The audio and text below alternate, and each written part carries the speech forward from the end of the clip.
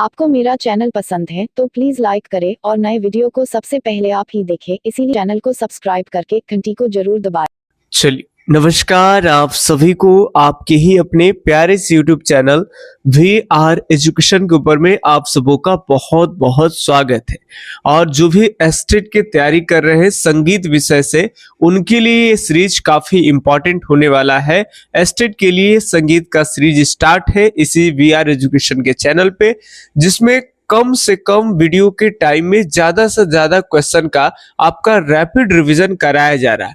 और अब तक आपको 9 जो है वो वीडियो सीरीज मिल चुका है और आज का जो सीरीज है वो आपका 10वां सीरीज है। और अब तक हम लोग 260 नंबर तक प्रश्न तक कर लिए और आज 261 नंबर प्रश्न से आज का सीरीज शुरू होता है।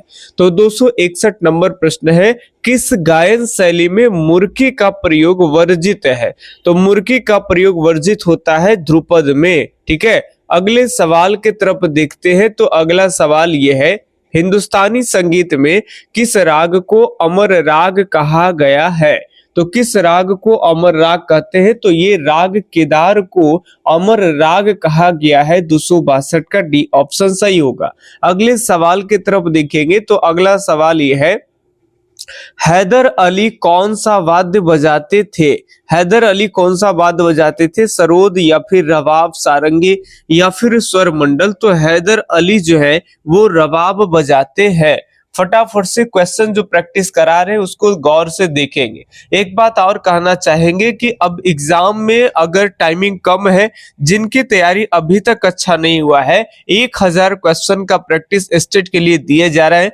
कई बच्चों जो है, सैकड़ों से अधिक बच्चों जो है इसको लिए हैं और वो अपनी अभ्यास के दम पे तैयारी अच्छी कर रहे हैं, वो क्वालिफाई हो जाएंगे। तो अगर आपको भी अब तक भी डर लग रहा है कि एस्टेट क्वालिफाई होंगे कि ना होंगे, तो 1000 प्रश्नों का स्टेट का आपको सेट मिलेगा। ठीक है, आप पर डे 200 क्वेश्चन कम से कम अटेंड करो। ठीक है, यूट्यूब पे आप क्या करते, 1 घंटे आधे घंटे टाइमिंग देते हो और 15 से 20 क्वेश्चन आप करके जाते हो। सोचो कि 50 क्वेश्चन करने में यूट्यूब पे कितना आपको टाइम देना पड़ेगा। और वहां क्या है कि आप 2 घंटे सेट प्रैक्टिस पे देंगे और 2 घंटे में 200 क्वेश्चन को एकदम टिक कर करके और उसका आंसर से मिला लेंगे, देख पाएंगे आपके कितने सही है।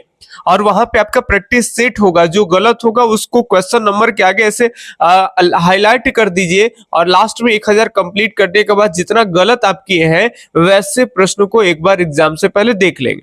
तो बस अगर 200 का टारगेट लेके चलेंगे तो ज्यादा नहीं, मात्र 5 दिन में आपको 1000 प्रश्न के ऊपर में तैयारी हो जाए।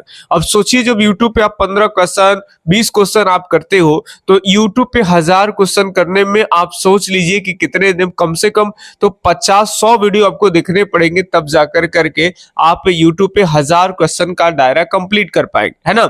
और ये आराम से 2 घंटे दीजिए और ऑफलाइन आपकी तैयारी, मतलब ओवरऑल बात करें तो 199 रुपए की राशि में ये आपके लिए बेहद इंपॉर्टेंट है। और आपको लग रहा होगा कि ये जो एस्टेट का जो एक आपको बता रहे हैं कि जो तैयार किया गया है सेट या फिर थ्योरी वगैरह, ये इसमें 1 साल का हमारा मेहनत है। भले ही आपको तुरंत अवेलेबल करा दे रहे हैं और 199 रुपया में ही करा दे रहे हैं, ठीक है, लेकिन इसमें हमारा 1 साल का, पिछले 1 साल का मेहनत है। ठीक है, चलिए तो बाकी आप देख लीजिए चीजों को। अगर किन्हीं विद्यार्थियों को लेना होगा तो आप मेरा नंबर पे संपर्क कर सकते हैं, 8825 और 376 और 551। ये आपके एग्जाम में जरूर 4 चांद लगाएगा और आपके तैयारी को बूस्ट करेगा, हमारा वादा मानिए। कई छात्रों ने लिए हैं। ठीक है, चलिए आगे बात कर लेंगे। तो देखेंगे, हैदर अली कौन सा वाद्य बजाते थे? तो हैदर अली रबाब बजाते हो गया। अगले 264 नंबर प्रश्न है, बहादुर शाह हुसैन कौन सा वाद्य बजाते थे? तो बहादुर शाह हुसैन की बात कर लेंगे तो ये सूर सिंगार बजाते थे। ए ऑप्शन सही होगा। अगले 265 नंबर सवाल है, सरस्वती वीणा के कलाकार को पहचाने। तो सरस्वती वीणा के जो कलाकार है वो आपके वीणा कुपय है। तो ये डी ऑप्शन सही हो जाएगा। अगले 265 हो गया। तो अब हम 266 नंबर सवाल की तरफ बढ़ते हैं और ये रहा आपके सामने 266 नंबर सवाल। सवाल ये है कि शंकर राव गायकवाड़ कौन से वाद्य के कलाकार थे? शंकर राव गायकवाड़ का नाम सुने होंगे। और ये क्या बजाते थे? तो ये स से शंकर राव और श से शहनाई होता है। आप कहेंगे स से सारंगी भी होता है। इनका नाम जिस तरह के स से है उसी तरह के बाद ये वाला है ना, तो चलिए ये शहनाई होता है। सरोद और सारंगी ये वाला स से लिखते हैं। अगले प्रश्न के ऊपर में देखेंगे, राम सहाय कौन सा वाद्य बजाते थे? ये भी फेमस व्यक्ति है, ठीक है। बताने हैं राम सहाय कौन सा वाद्य बजाते हैं, तो ये राम सहाय जो है वो तबला बजाते हैं, ठीक है। अगले प्रश्न के ऊपर में देखेंगे तो अगला प्रश्न है, उस्ताद विलायत खान कौन सा वाद्य बजाते थे? उस्ताद विलायत खान की बात कर लेंगे तो ये सितार बजाते थे। सी ऑप्शन सही हो जाएगा। अगले सवाल बहुत कम समय में बहुत ज्यादा क्वेश्चन कराने वाला मात्र एक यूट्यूब चैनल है जिसका नाम है VR एजुकेशन, जहां कोई बकवास नहीं, सीधे एग्जाम पॉइंट ऑफ व्यू की बातें होती है, ठीक है। चलिए, राधिका मोहन मोहिता कौन सा वाद्य बजाती है? ये कौन वाद्य यंत्र बजाती थी? आपको बताएंगे। तो राधिका मोहन मोहिता की बात कर लेंगे तो राधिका सितार बजाती थी, है ना। तो चलिए ये याद रखेंगे। आसपास आपकी कोई अगर गर्ल्स का नाम हो राधिका तो आप उनका छवि अपने मन में इमेजिन कर लेंगे कि राधिका जी जो है वो क्या बजाती है? सितार बजाती है ना, और आपको पूरा का पूरा लुभाते रहती है। चलिए, तो गायकी अंग से सितार बजाने वाले प्रसिद्ध कलाकार थे।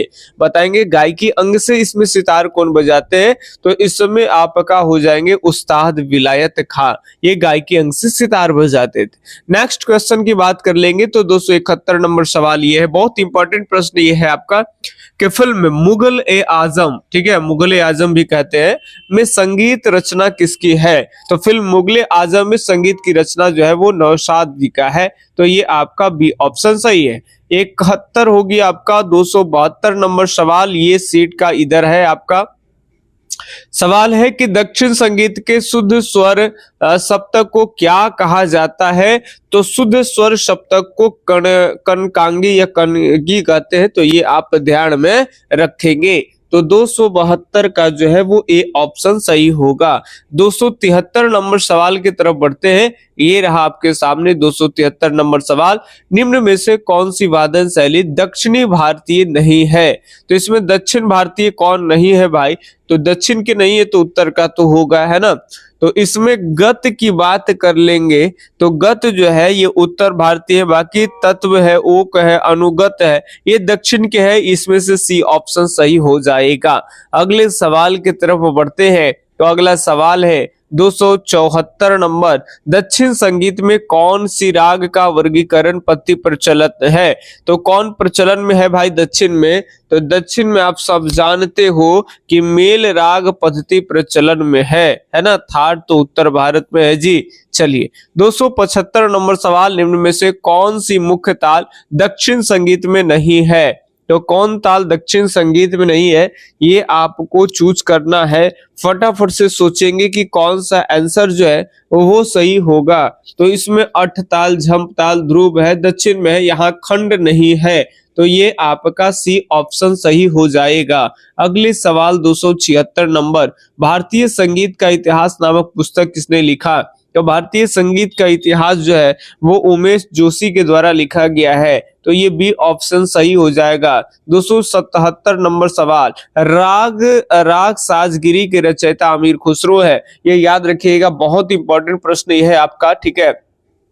स्टेट में 80-90% पूछे जाने की संभावना है, ठीक है, ये याद रखिएगा। परिवादनी किसका प्रकार है? तत् का, अवनद का, सुशीर का, गण का? परिवादनी की बात कर ले, ये आपका तत् का उदाहरण है। कई बच्चों ध्यान रखेंगे जो बोर्डा रहे हैं कि प्रीवियस ईयर देखिए हम जो 1000 क्वेश्चन आपको देते हैं उसमें जितने भी अभी तक स्टेट का एग्जाम हुआ है वो सभी स्टेट एग्जाम जो है और उसका क्वेश्चन जो है वो आपको सेट में मिलेगा। प्रीवियस ईयर का नए प्रश्न भी मिलेंगे, पुराने प्रश्न भी मिलेंगे, और यूपी टीजीटी में जो क्वेश्चन आते हैं जो स्टेट से ही रिलेटेड होते हैं, ठीक है, वो भी क्वेश्चन आपको उसी में मिल जाएगा। तो अलग से कुछ भी आपको करने की आवश्यकता नहीं है, ठीक है। जो आपको हम सीट दे रहे हैं उसको ईमानदारी से बनाइए, उस पर मेहनत करके जाइए, जिसका जितना ज्यादा से ज्यादा क्वेश्चन पे प्रैक्टिस होगा, ठीक है, और खास करके अच्छे क्वेश्चन जो लेवल के। अब ये नहीं कि आप स्टेट के एग्जाम देने जा रहे हैं, बीपीएससी के क्वेश्चन प्रैक्टिस कर ले और लगे बढ़ाने बीपीएससी के हिसाब से, ठीक है, तो वहां पे परेशानी का सामना करना पड़ेगा आपको एग्जाम हॉल में।